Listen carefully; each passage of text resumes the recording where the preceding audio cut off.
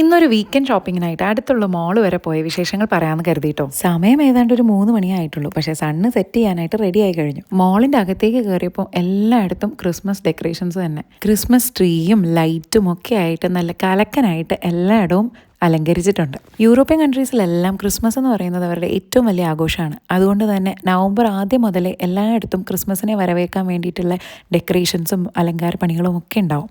പിന്നെ മറ്റൊരു കാര്യം എന്ന് പറഞ്ഞാൽ നവംബർ ആകുമ്പോഴത്തേക്കും ഓട്ടം സമയമാവും. ആ ഒരു സമയത്ത് നേരത്തെ രാത്രിയാകും. അതായത് ഒരു 4 മണിയാകുമ്പോഴത്തേക്കും സൺസെറ്റ് ആകും. അപ്പോൾ ഈ സമയത്ത് കൂടുതൽ ആൾക്കാർക്കും ഇവിടെ ഡിപ്രഷൻ കണ്ടുവരാറുണ്ട്. അപ്പോൾ ആ ഒരു സമയത്ത് ഇങ്ങനെ കുറേ ലൈറ്റ്സും ഡെക്കറേഷൻസും ഒക്കെ കാണുന്നത് മനസ്സിനൊരു കുളിർമയേകുന്ന കാര്യമാണല്ലോ. കുറച്ച് അത്യാവശ്യമുള്ള സാധനങ്ങൾ വാങ്ങിക്കാനാണ് പോയതെങ്കിലും ഈ ഡെക്കറേഷൻസ് ഒക്കെ കണ്ടപ്പോൾ മോളിൻ്റെ ഇങ്ങറ്റം മുതൽ അങ്ങറ്റം വരെ ഒന്ന് നടന്ന് കാണാമെന്ന് തീരുമാനിച്ചു. അപ്പോൾ ഒരു ഒക്ടോബർ ലാസ്റ്റ് നവംബർ ആദ്യം മുതലേ തന്നെ ക്രിസ്മസ് ട്രീ ഡെക്കറേഷനും പിന്നെ അതുപോലെ തന്നെ വീട് അലങ്കരിക്കാനും ലൈറ്റ്സും അങ്ങനെയുള്ള സാധനങ്ങളെല്ലാം മിക്ക കടകളിലും കിട്ടി തുടങ്ങും കേട്ടോ. ഡെക്കറേഷൻസ് ഒക്കെ നടന്ന് കണ്ട് സമയം പോയത് അറിഞ്ഞില്ല. ഇവിടുത്തെ ഏത് മോളാണെങ്കിലും കടയാണെങ്കിലും സാറ്റർഡേ എന്നൊരു ദിവസം ഉണ്ടെങ്കിൽ 6 മണി കഴിഞ്ഞ് 1 മിനിറ്റ് പോലും വർക്ക് ചെയ്യാറില്ല.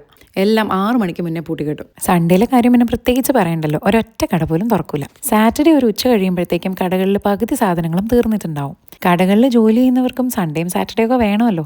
അതാണ് ഇവരുടെ പോളിസി. പക്ഷേ സൺഡേ എന്തെങ്കിലും പരിപാടി ഉണ്ടെങ്കിൽ അതിന് വേണ്ടിയിട്ടുള്ള സാധനങ്ങളൊക്കെ മുൻകൂട്ടി പ്ലാൻ ചെയ്ത് ലിസ്റ്റ് ഉണ്ടാക്കി വാങ്ങിക്കേണ്ടിയിരിക്കുന്നു.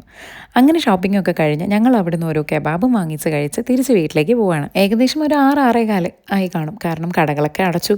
മോളിലെ മെയിൻ ലൈറ്റുകളും ഓഫ് ചെയ്തു. സത്യം പറഞ്ഞാൽ ആ ഒരു സമയത്താണ് ഈ ഡെക്കറേഷൻസിൻ്റെ ഭംഗി ശരിക്കും മനസ്സിലാവുന്നത്.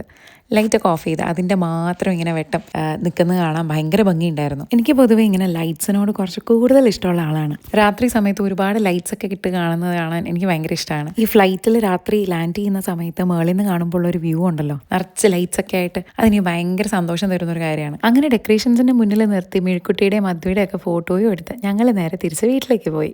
ഇനി അങ്ങോട്ടേക്കും കുറച്ച് ക്രിസ്മസ് വൈബുള്ള വീഡിയോസ് ആയിരിക്കും കേട്ടോ.